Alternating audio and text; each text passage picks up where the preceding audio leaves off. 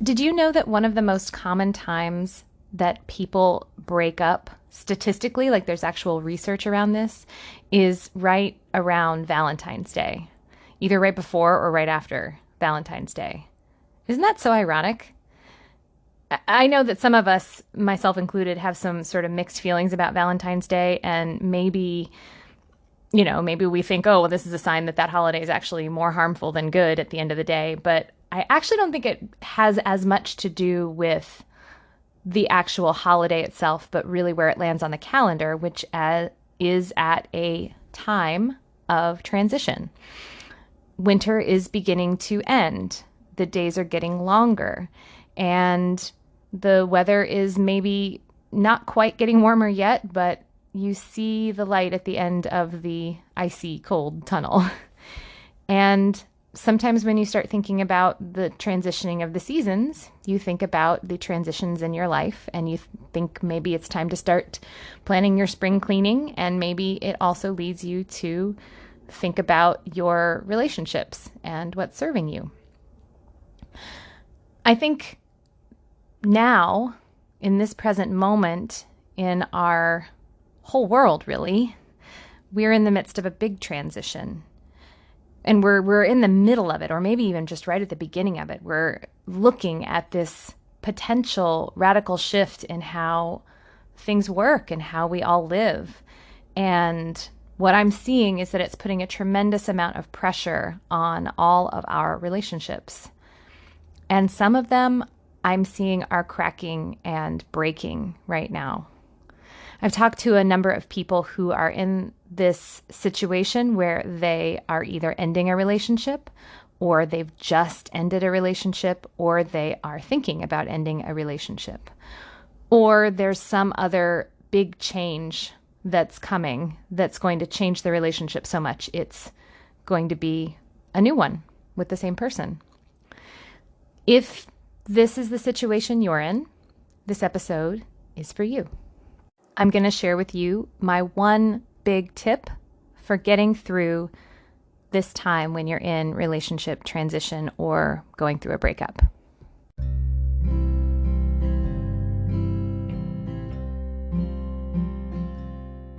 Welcome to Making Polyamory Work. Hi, I'm Libby Sinback, and I really want to thank you for joining me today. I'm a queer polyamorous mom and a relationship coach. I'm here to help you if you're feeling stuck, if you're struggling, if you want your relationships to be more nourishing, more functional, more authentic, and full of love. On this show, I go deep into what actually makes polyamorous relationships work, because relationships are at the core of our well-being as humans. I think love is why we're here and how we heal. I'm really excited to talk to you today, so without further ado, we'll just dive right in. So if you listened to my episode on disruption, you know that I think that change is inevitable. And we're in a time of radical change in a lot of different ways right now. And it can be really even hard to keep up with all the things that are changing all the time. I know a lot of people are like literally cleaning house right now, getting rid of clutter. And I'm definitely one of those people right now. I've been going through my closets and getting rid of toys and all kinds of stuff. And I know that the situation that we're in right now is also pushing a lot of relationships to the brink, or in some cases they're falling apart or they're drifting away. And even the relationships that aren't necessarily in danger of ending, some of them are changing substantially due to the circumstances just being different. As I said, when I talked about disruption, it can be really hard to just know which way is up when things are in that in-between space where you're in the transition but not through it yet, and you haven't arrived at the other side. And that's when you're in this period of just groundlessness, and it can be very disorienting. So I want to offer you what I think is so, so important to do when you're in that state, which is to slow way down, like really slow down and take a lot of space. This is my number one tip that I'm offering you today. I want to acknowledge that slowing down can be hard. Often, we really just want to get to the next thing. We want to find our footing, get oriented, and get moving, get there, wherever there is. We don't want to mess around. We want to know right away what things are going to look like next. We want to get right to the clarity, whatever it is. Are we breaking up? Are we staying together? Are we going to be friends? And then we want to just get right on that. We want to move right on to being friends after we break up. We want to seamlessly go from seeing each other once a week to seeing each other once a month.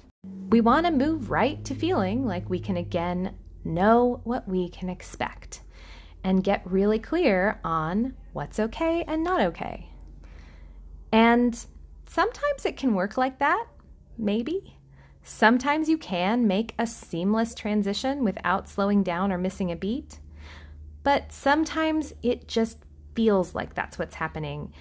Sometimes when a transition feels seamless, what's actually going on is someone is bypassing what they're feeling or shoving things aside or burying things during that transitional time. And those things can end up coming up later and maybe even building up into a future blow up. And so if you're interested in potentially avoiding that and just being with what is, slowing down can help with that. So what does that mean to slow down? Well, when you think about slowing down a piece of music, it's making more space between the notes, or it's staying on one note longer before going on to the next one. So in relationships, what I want you to think about is taking and giving space between the two of you, or staying where you are before you make any big moves. Taking space is really good if things are really rough. And what I mean by taking space is time apart. If you know for sure that this is a breakup, or you're in the midst of a breakup, or you've just gone through a breakup, one recommendation that I always give people in that situation is to just have a period of no contact for about a month. And by no contact, I mean no text, no emails, no phone calls, no seeing each other, no interaction on social media. I mean, no interaction. Don't even like each other's posts. And if you can't keep yourself from interacting on social media, sometimes the best thing to do is just do a temporary block. And I know that sounds maybe harsh, but I think blocking someone on social media can actually be very loving and caring. It doesn't have to feel harsh. Sometimes that's the way you need to create distance. And it's not necessarily good for you or them to see what you're doing every day. You don't need to see each other's posts or see pictures of what you ate for lunch or when they're seeing their partners or whatever. It can be just really, really good to take a break from all of that during this month-long no contact period. Now, if you're listening to me say, be out of contact for a month and you're like, that feels like a really long time, that might be signaling exactly how important it is for you to take that month. Because a month actually isn't a very long time in the scheme of things. But when things are intense and feelings are running high, time can get distorted. And also everything can feel very, very immediate, which is a good reason to slow down. Taking space and having even a period of no contact can actually also be really important when you might only be just at the brink of a breakup, but not yet clear on whether you actually want to break up yet. It's yet another moment when there's lots of intensity and you might be both getting caught up in your whooshes, and you might just feel this inclination to just pull the plug and break up to put a stop to all that stress. But that's honestly one of the worst times to try to make a big decision around what's next. So it's really just so good to take space, slow down, breathe. If what you're worried about is that maybe you're destroying the opportunity for you to be friends later, or that the person is going to trash talk you, and it's going to be this destructive, painful thing. I promise you, the space will make it more likely that you will have this person in a positive way in your life. This person isn't just going to disappear from your life forever in a month. Truly moving on from any kind of meaningful relationship usually takes a whole lot longer than that. But the breathing room is so, so, so important. Now, there are lots of situations, though, where you're in a transition and it's logistically not possible to have no contact, or maybe it just doesn't feel warranted to you. Some examples I can think of are if you are co-parents or you're cohabitating and you wish to continue that together, or maybe you just have a lot of overlapping connections or commitments, or maybe the relationship is just going through a smaller transition. You might not want to or be able to create so much space that you're not in any contact. But instead, you might just want to make more space where you can, or just stay where you are a bit longer before moving to the next thing. So I'll give you an example actually from my own life. One of my partners, Kier, and I hit a really, really rough patch a few years ago.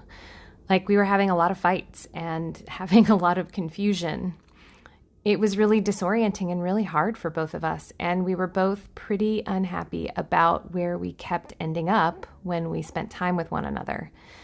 And honestly, I think if someone had pushed me in that really difficult time to either have things be better and fixed or end the relationship, I probably would have ended the relationship. Because at the time, I couldn't see how to fix things and make them better, and we were both consistently making each other pretty unhappy. But this relationship meant a lot to me, and I didn't want to let it go, and Kier felt the same way.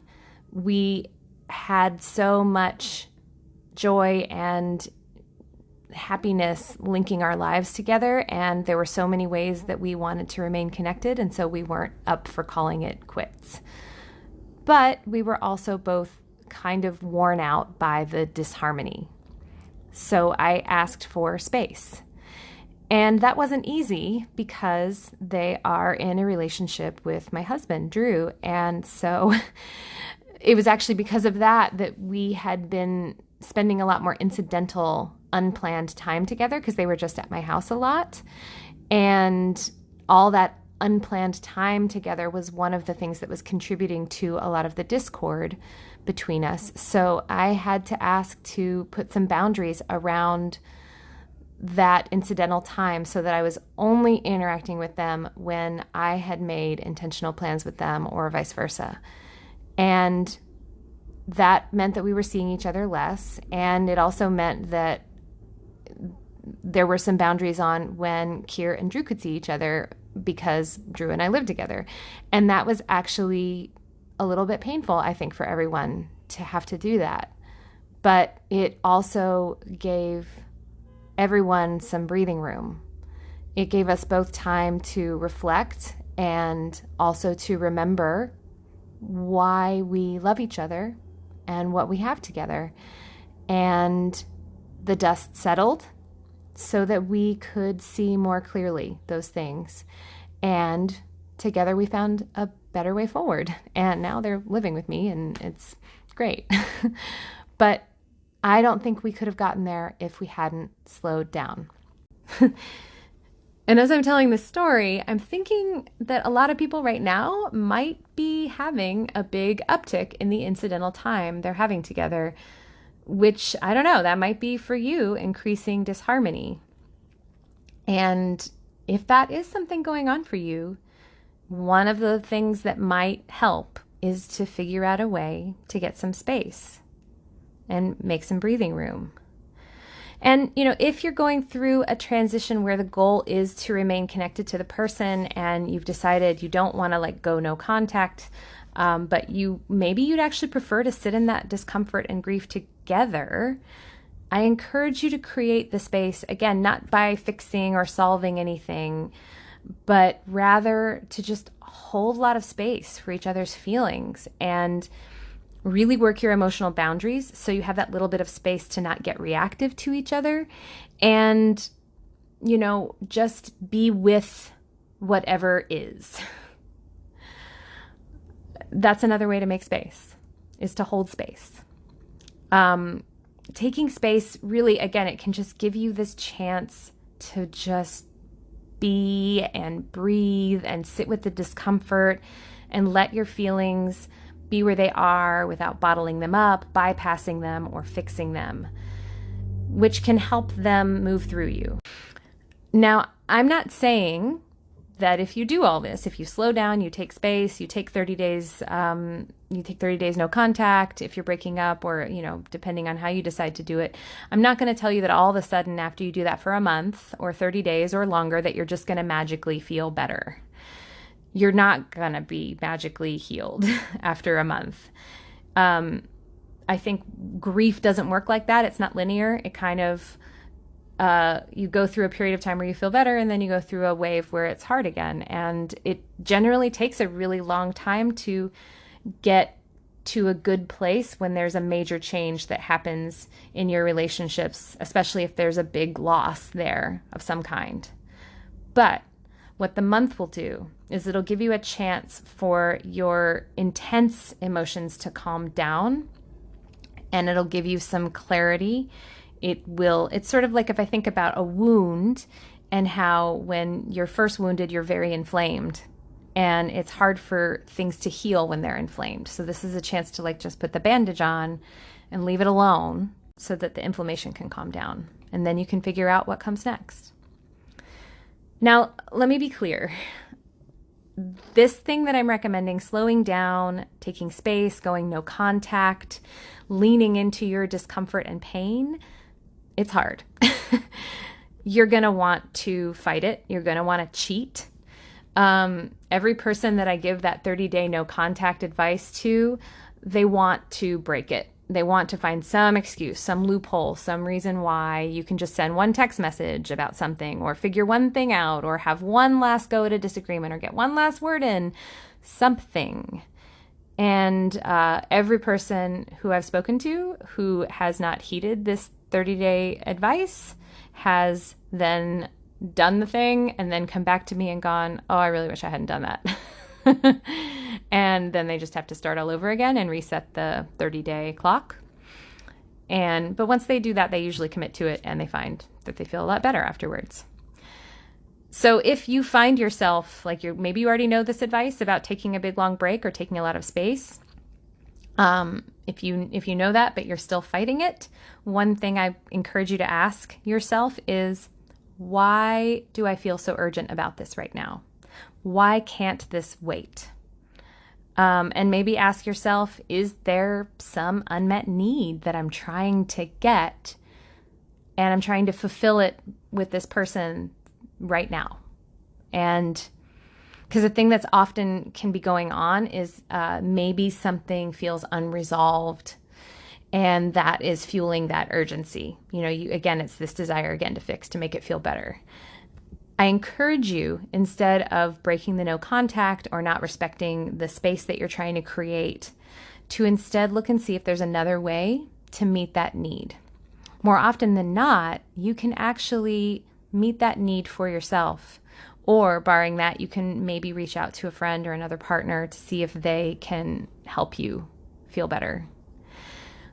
Okay, so take some space. When you're in a transition, slow down. That's my number one tip. I know I've already said a lot about this, so I'm actually going to leave it there so that this one idea can really sink in. However, if you want more, I have 2 additional, more in-depth resources on relationship transitions that you can check out. The first is that I did a pretty long interview on this topic with the folks at Normalizing Non-Monogamy. It's one of their Focus Fridays episode. It came out at the end of March, and I will link the episode in the show notes. I'll also link a document I created several years ago called the Peaceful Relationship Transitions Playbook. This document offers a guide on how to have a breakup conversation. And I just want to say here, even if you're not in the place right now where you think you are or will be in a relationship transition, I still encourage you to check out these resources. Another idea I got from Jessie Lou Greason is that it's actually a pretty good idea to discuss with current partners what a breakup might look like between you in advance while things are actually feeling good. I know that sounds like, oh, that's so romantic, right? Like, hey, baby, let's spend tonight, instead of, being sexy or watching Netflix or whatever, let's spend tonight talking about what's going to happen when we break up. But stay with me on this. The reason it's a good idea is because it can be really valuable to talk about what might happen and even negotiate what you both might do in the aftermath when your emotions aren't running high, when you're not in that intense heartbreak place. Instead, you can preemptively take care of each other when you are feeling the love towards each other and make a plan together so that you're not making it all up in the heat of the moment during a rough time when you're not able to think straight and might feel more inclined to do things and behave in ways that aren't really in alignment with your values and how you want to be. So to recap, my number one breakup tip is to slow down, take space, and really be right where you are in that uncomfortable in-between. I promise you the result, if you do this, will be a revelation. And if you want more tips like this one, check out the Normalizing Non-Monogamy podcast where I talk about this, or download my Peaceful Relationship Transitions playbook.